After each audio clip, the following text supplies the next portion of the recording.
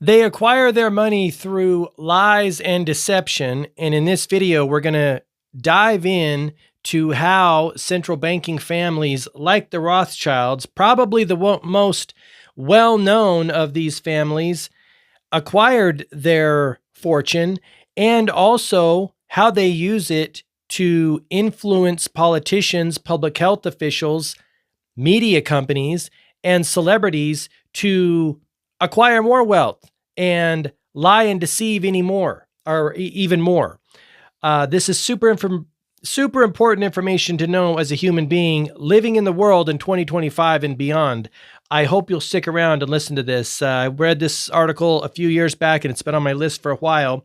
I will link the article in the description down below, and let's jump in. Title is The Rothschilds' Waterloo of British Finance. The Napoleonic era was marked by political upheaval, military campaigns, and economic turbulence. In the midst of this era, the Rothschild family emerged as a prominent force in the world of finance. Led by Mayer Amschel Rothschild, the family established an expansive banking network that spanned across Europe. Their influence extended beyond financial transactions as they wielded significant power and had ties with governments and monarchs. And so here's where we talk about the idea that, politicians don't work for us, we the people. It should be clear to you now. It's very clear to me. They work for the people with the money. The APAC gave Donald Trump, I think it's up in the, 220 million? Yes-ish, maybe billion. I think it's just million. Miriam Adelson, dual state citizen in that little country in the Middle East, starts with an I, ends with an L, and also America. She gave Trump $100 million. I had a comment from someone the other day saying, no, Trump doesn't work for her. He works for we the people. And I just said, I hope so. I hope so. But that's a lot of money to be like, I'm going to, not work for you. Let's continue. Their influence extended beyond financial transactions as they wielded significant power and had close ties with government and monarchs. Sorry, I already read that. During this time, one particular event stood out: the alleged seizing of shares by spreading false information about Napoleon's attack on England. This article delves into the tactics employed by Rothschild and explores the impact it had on the stock market, unveiling the truth behind the cunning scheme. The Rothschilds wielded immense financial power thanks to their extensive banking network. Their connections stretched across national borders, enabling the family to navigate complex geopolitical landscapes. With financial influence came political influence, as the Rothschilds formed close ties with governments and monarchs, making them an integral force during times of war and uncertainty. Now, we know that Smedley Butler, one of the most decorated Marines of the early 1900s in America, said war is a racket.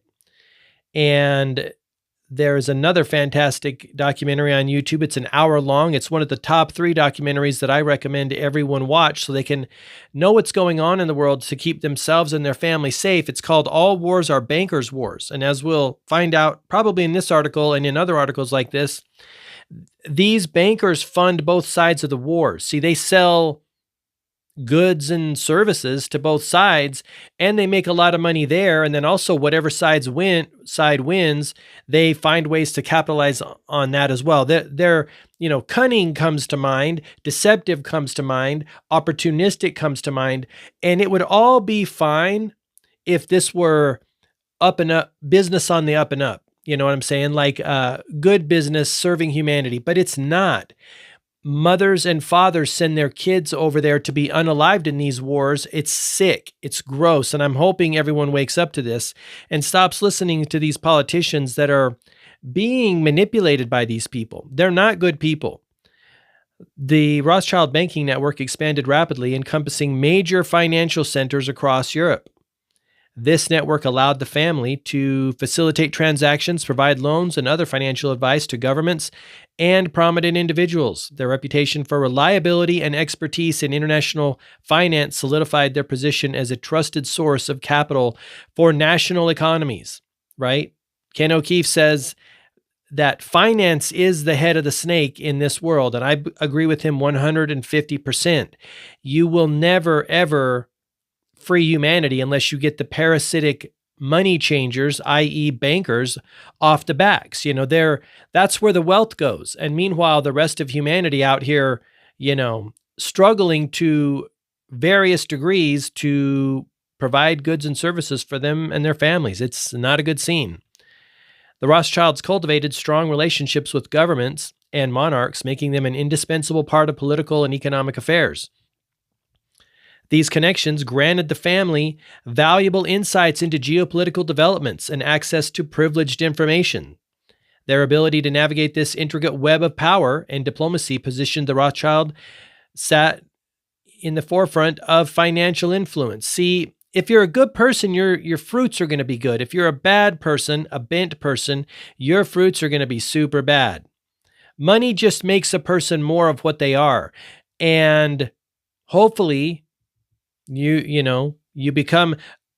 a lot of money and you're a good person and you do good things in the world. That's the goal, because it is a battle between good and evil. It is a battle for the hearts and minds of all people in the world and for the future of humanity. In June 1806, when Napoleon's troops pushed their way into Germany, Prince William fled to Denmark, leaving the money with Mayer Rothschilds. History tells us that Rothschild secretly buried William's ledgers, which revealed the full extent of his wealth, a list of debtors and the interest required from them, and £600,000 to keep Napoleon from confiscating it. Bertus van Carlhausen, the treasury official who handled William's finances, was given power of attorney, and he in turn made Rothschild his chief banker. Yikes. Responsible for collecting the interest on the royal loans. Napoleon announced that all debts being paid to Prince William were to go to the French treasury and offered a 25% commission on any debts that he would collect. Rothschild refused. Napoleon Bonaparte's military prowess and ambitions stirred fear across Europe.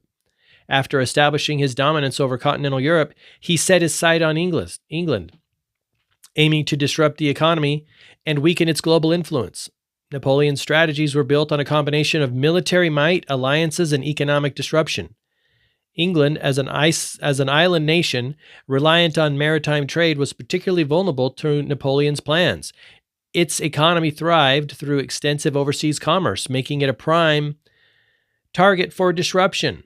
The threat of a French invasion loomed large, causing widespread unease and uncertainty among the English population. Within their extensive network, the Rothschilds had developed a system of informants strategically placed across Europe. These informants provided valuable intelligence on political, economic, and military developments, allowing the family to anticipate and exploit opportunities. Let's stop right there and talk about that for a moment. In 2025, I hope you are in the business, at least part-time, of information acquisition. Knowledge is power. Information is power. These people have deceived and lied to humanity based on information. The CIA in the United States of America is a covert action agency, correct, but they're also information gathering agency, an intel agency. I see people getting deceived and lied to because of they don't have information. They don't have knowledge, right? I don't think many people would have got that thing in 2021 had they known the long history of the pharma industry making fraudulent, misleading claims about their products. They're super, super sketchy, bad news. They hold the record for the largest fines in the U.S. history based on Department of Justice. Anyone can readily find this information. They're bad news bears. Their products, from my opinion, don't solve problems. They mask symptoms, and they create lifetime customers.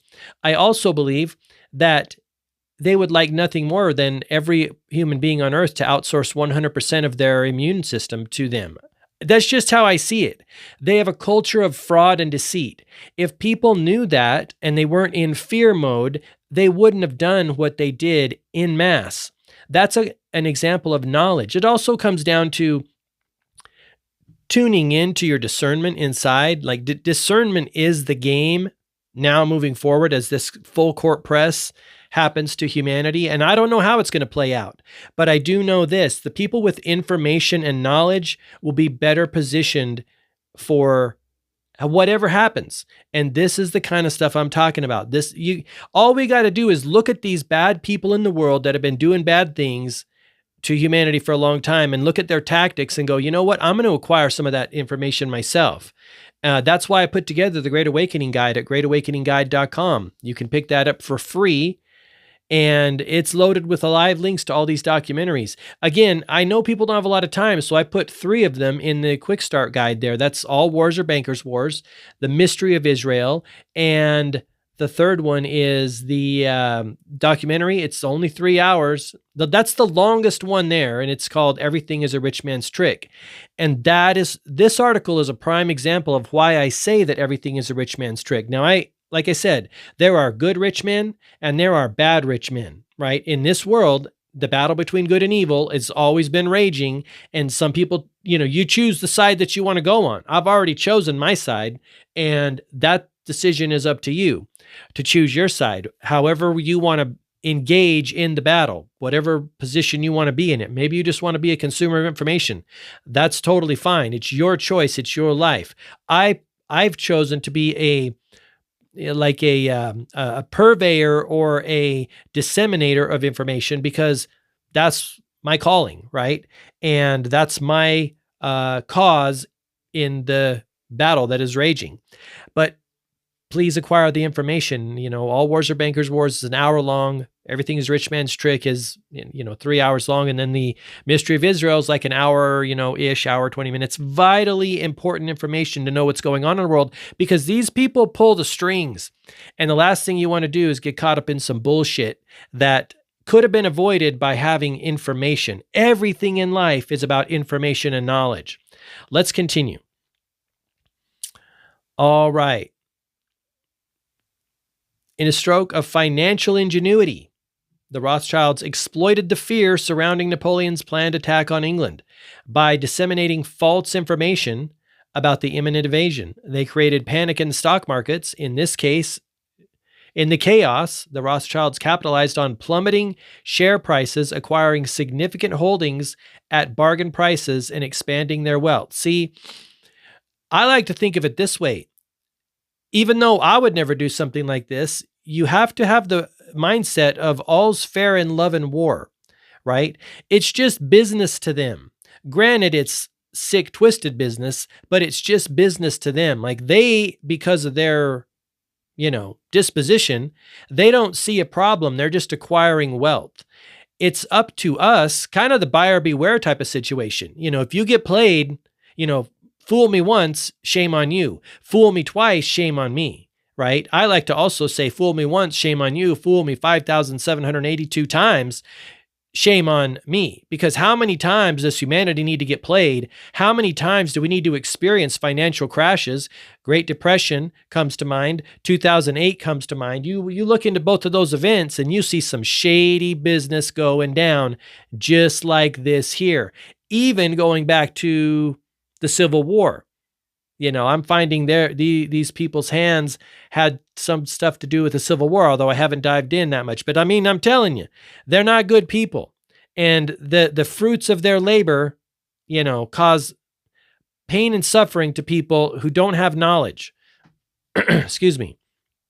Okay, let's continue on here. The false information planted, let's see, acquiring, where was I? I lost my spot. The false information planted by Rothschild had a profound impact on investor sentiment. Panic spread like wildfire, causing a massive sell-off of shares as investors rushed to protect their investments, right? Based on all this deception.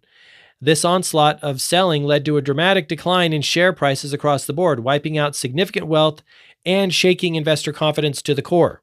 Excuse me. While chaos consumed the market, Rothschild saw an opportunity amidst the turmoil. With share prices plummeting due to the panic he had instigated, that's the key point, Rothschild strategically acquired undervalued shares, capitalizing on the widespread fear and desperation of other investors. This allowed him to amass a considerable amount of shares at bargain prices, positioning himself to profit immensely once the truth was revealed. But by then, it is too late. As the dust settled and rationality began to prevail, investigators started to question the authenticity of the news that had caused such chaos. Through meticulous examination and cross-referencing of sources, it became clear that Rothschild had been the mastermind behind the spread of false information. His cunning scheme to manipulate the stock market for personal gain was finally brought to light. At least they figured it out. Okay, all this sounds eerily familiar to the event that happened in 2020, 2021, and 2022.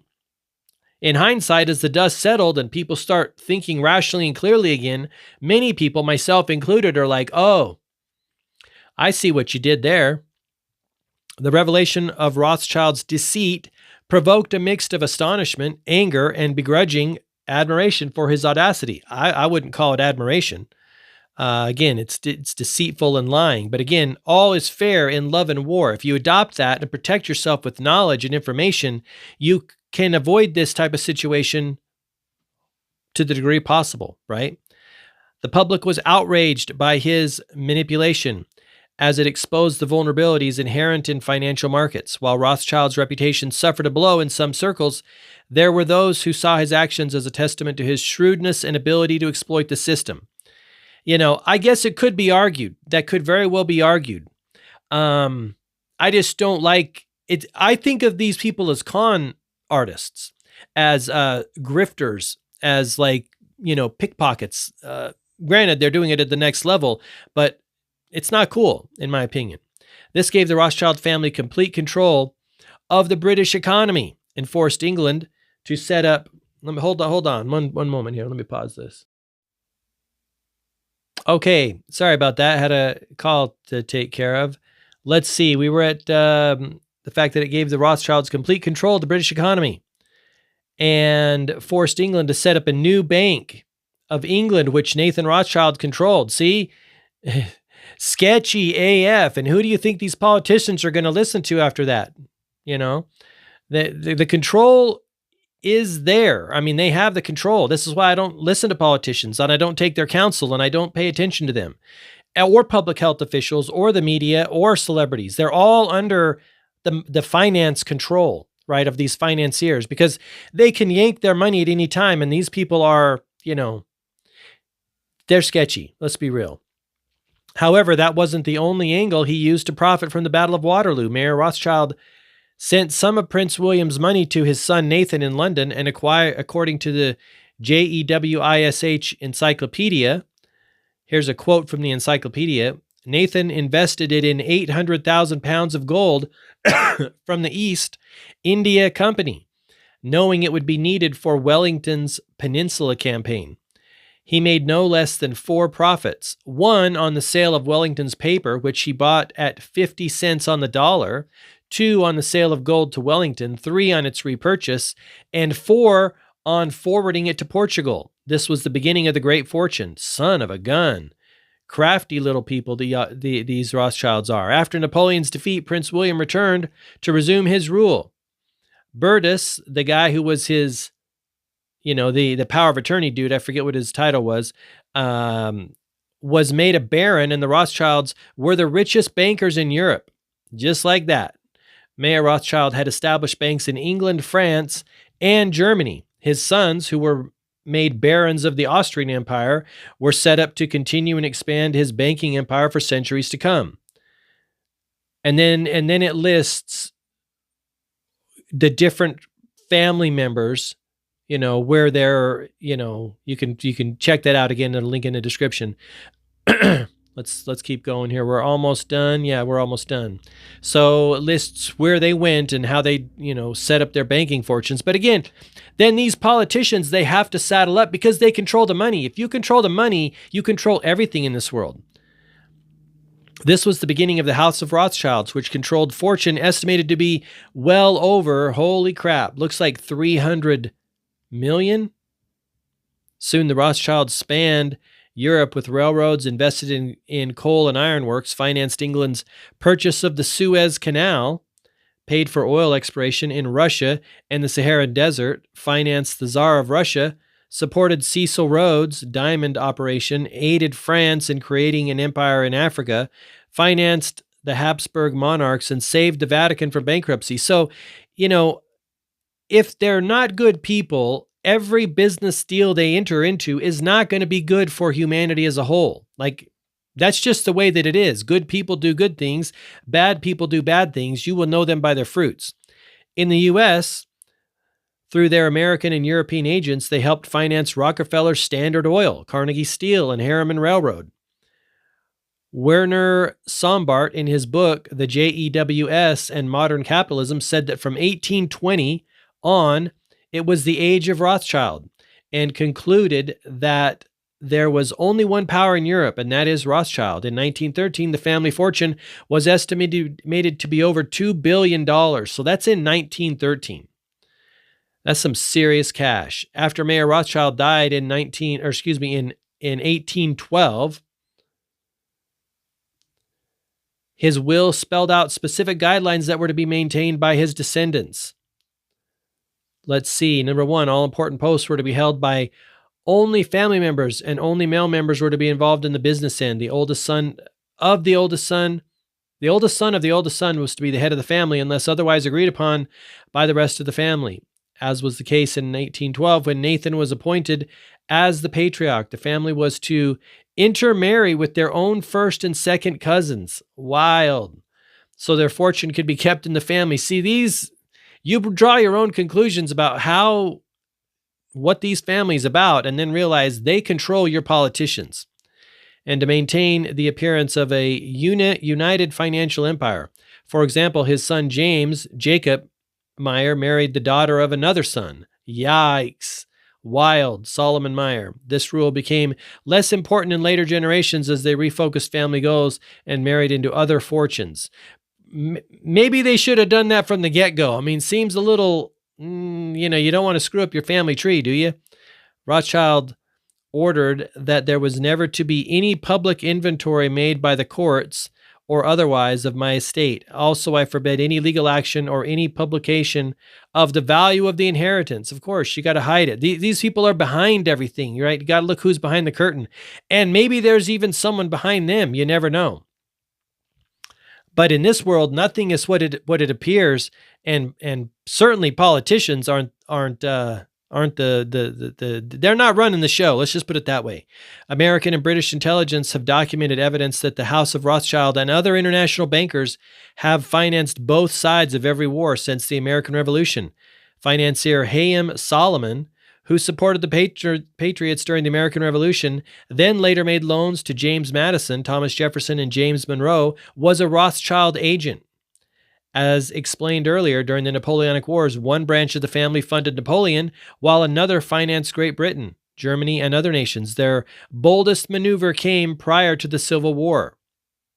Yeah, wild, wild stuff there. So let me know what you think in the comments section down below. I feel it's important to know these things because, again, knowledge is power. I cannot express it enough. Again, go pick up the Great Awakening Guide at greatawakeningguide.com. Also, check out One Life, which is the system that I created to help you fulfill your mission in the world, do your work, be a force for good, right? Resist the evil forces that are moving in this world and do good things. You can learn more about that at thisismyonelife.com. And last but not least, check out the Focus and Flow product and apparel line. That is products and apparel for conscious creators. You are a creator. The question is, are you creating from a focused, deliberate way to do good work in the world? That's at focusandflow.co. Thank you very much for watching. I appreciate you. I'll catch you in the next one. Bye-bye.